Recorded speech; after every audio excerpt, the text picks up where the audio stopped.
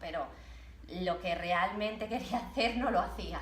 Así que a pesar de tener compañeros maravillosos, de tener un jefe fantástico y de todo, decidí seguir mi sueño, porque ya me estaba acercando a los 30 años y tenía que llegar ese momento lo ya antes la llamada posible. estaba ahí. La llamada ya estaba.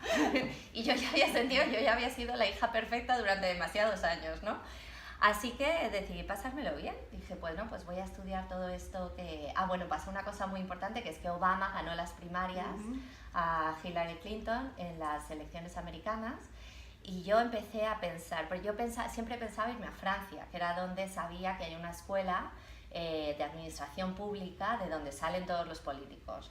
Y luego me habían hablado también de un curso o de un máster en Brujas, y me parecía muy bien, pero yo estaba picada. El momento Obama yo creo que fue muy clave, en Europa también, como todo es posible. O sea, si una persona de color afroamericana, siendo la sociedad tan racista como es en Estados Unidos, puede llegar a eso, claramente, o sea, eso es un momento de cambio en la historia fundamental, así que de alguna manera quería participar en eso.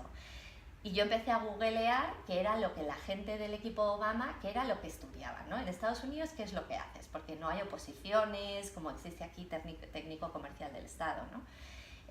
Así que empecé, recuerdo que me dijeron, uno de sus jefes de campaña, que sería su futuro jefe de gabinete, es Rahm Emanuel, el actual alcalde de Chicago. Así que yo empecé a meter la gente de su entorno de educación, ¿qué es lo que hace Wikipedia?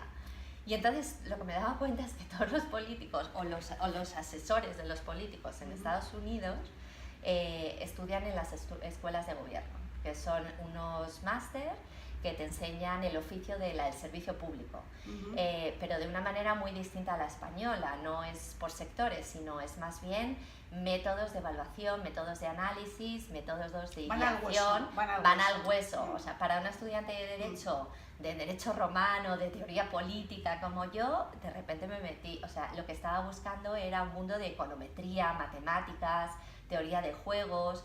Son herramientas lo que te dan para poder ejercer el oficio del servicio público, ¿no? Porque es un oficio muy difícil, donde avanzar las cosas es muy difícil. Entonces ellos te enseñan esas herramientas. Y bueno, pues entonces yo lo googleé y dije, pues es eso. Entonces decidimos irnos a Estados Unidos, él pidió el traslado en su empresa y yo empecé el camino poco a poco hacia mi sueño. Y en ese momento yo pensaba que mi sueño era entrar en una de estas universidades, ¿no?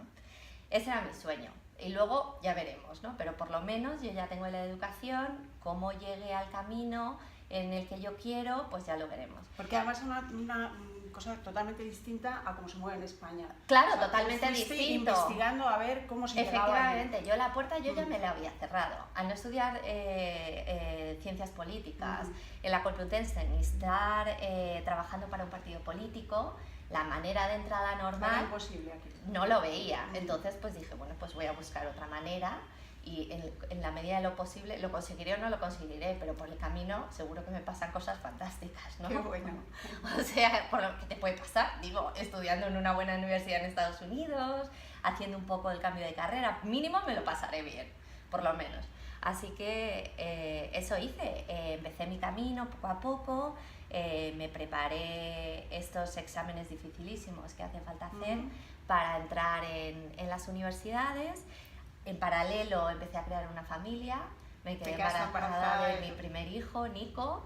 ¿Y a ti eso no te paró? No, en absoluto, porque me contaste que bueno, pues la gente decía, bueno, ¿cómo vienes a hacer estos test? Bueno, claro, es que yo vengo, o sea, a mí mi madre, cuando yo tenía 10 años, me puse en la mesilla de noche el Deuxième Sexe de Simone de Beauvoir, o sea, un libro feminista muy claro en el que lo que te decían es que las mujeres son iguales que los hombres. Entonces es verdad que a mí me empezó a salir una barriga y iba al baño más de lo normal, pero o sea, no veía ninguna diferencia. Yo no había notado nada y yo pensaba que yo nunca he pensado que nunca pudiera conseguir o estuviera en desventaja con un hombre, porque nunca lo había notado en mi carrera, ¿no? Ni en mi entorno, en mi familia, en absoluto. Sí, no estaba en tu mente para que nada. eso pudiera existir. No estaba para nada. Tú estabas embarazada y seguías tu... Yo estaba embarazada normal. Y lo que es increíble es que las señales que me venían del entorno, yo estaba tan segura de mí misma que nunca las veía. Por ejemplo, yo recuerdo embarazada de 7 meses ir a uno de estos tests para entrar a las universidades y que la gente me viniera y me dijera, pero tú estás loca, ¿te puedo preguntar qué es lo que quieres hacer ahora embarazada de cómo estás? Y yo, bueno, pues yo entrar en una universidad y cambiar mi carrera con un bebé. Decía, sí, ¿qué pasa? Y además yo me enfadaba y decía, pero qué tonterías me están diciendo, pues ¿por qué no? ¿Qué más da? Y además de qué discriminación. Yo llegaba a y decía, pero Víctor, ¿te parece la sociedad americana? Exacto, pero ¿qué dice? Pues yo voy a hacer lo que yo quiera, porque qué diferencia, ¿no? Qué equivocada estaba, menuda guerra y sobre todo, bueno, empecé con mi primer hijo, digamos que, bueno, yo empecé a notar las señales, pero dio igual porque enseguida entré en la universidad que quería y me metí en un círculo intelectual, estaba todo el rato trabajando, la mente me funcionaba a mí, estaba absolutamente estimulada, aprendiendo todo nuevo, conociendo gente nueva, aprendiendo de los mejores. Tuve la suerte de tener de mentor al director del Departamento de Ciencias Políticas de la Universidad de Columbia. Bueno, haciendo cosas maravillosas y mi pareja me ayudaba muchísimo y mi hijo es buenísimo y gracias a eso pues yo podía irme muchas horas a la universidad y trabajar. Entonces, bueno, me di cuenta, esto es difícil, ¿no? Esto es difícil, pero todavía seguía con una mezcla de ingenuidad que ha sido fundamental y de energía, de deseo de conseguir lo que quería. ¿Qué pasa? Que como te he dicho antes, yo pensaba que mi deseo era graduarme en Columbia, pero tampoco había pensado luego qué.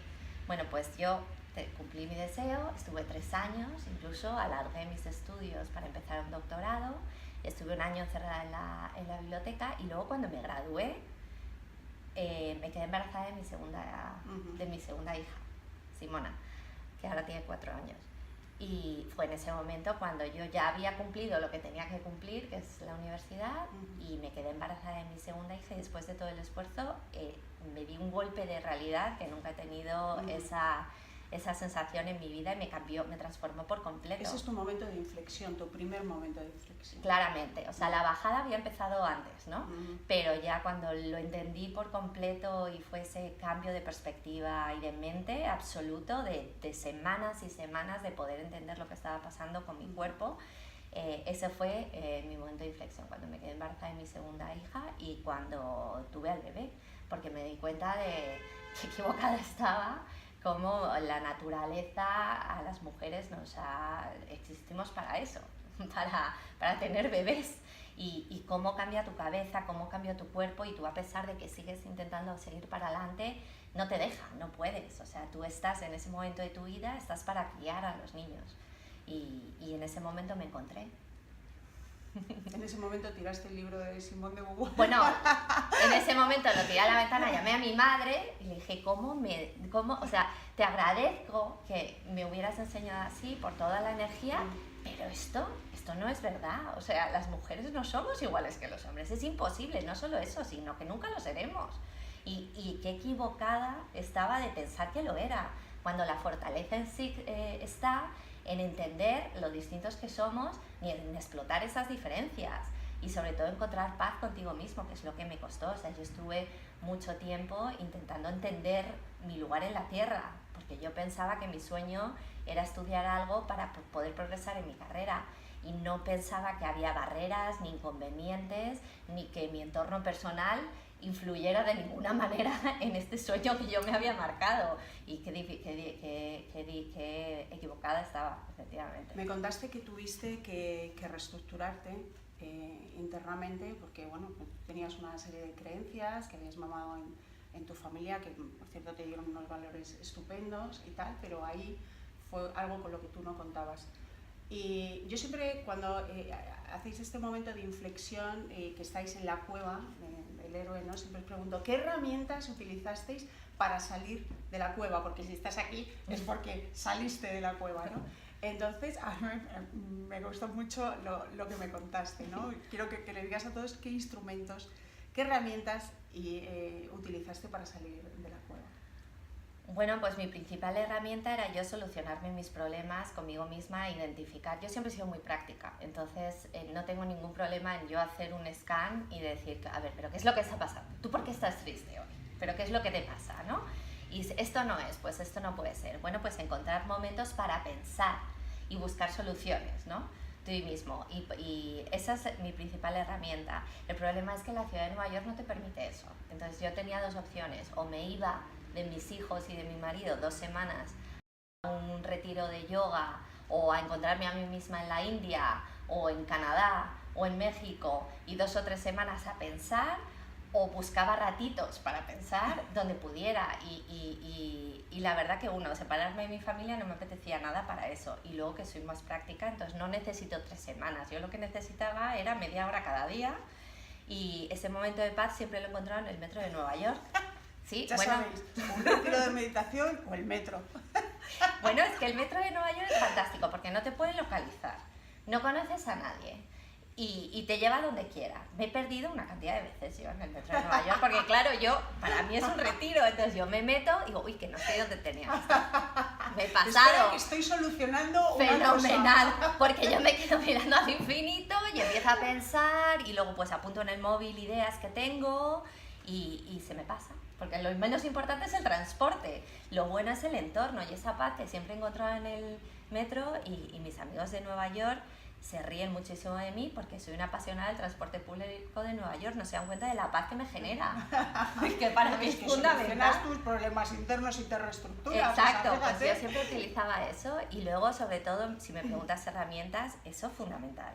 Y luego muchas conversaciones con tus amigos. Para mí los amigos siempre son un pilar fundamental de mi vida. Yo hablo mucho y soy muy honesta y soy muy clara, entonces pues nunca he sido tímida de compartir y de dejarme aconsejar y de escuchar a la gente, y bueno, pues cogías un poquito de aquí, un poquito de allá, primero para entenderte, porque sobre todo es que yo me tuve que descubrir a mí misma de nuevo. Yo no era la persona que yo pensaba que era.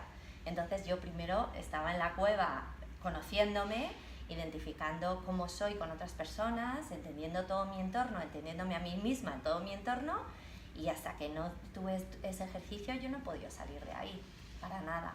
¿Y cómo cambió tu vida cuando tú te reencontraste contigo misma? ¿Cómo empezaste a relacionarte con el trabajo, con los demás? ¿Cambió eso también en tu manera de relacionarte con tu familia? Bueno, ha sido fundamental porque una de las cuestiones que he visto es que ya no me pierdo en los detalles.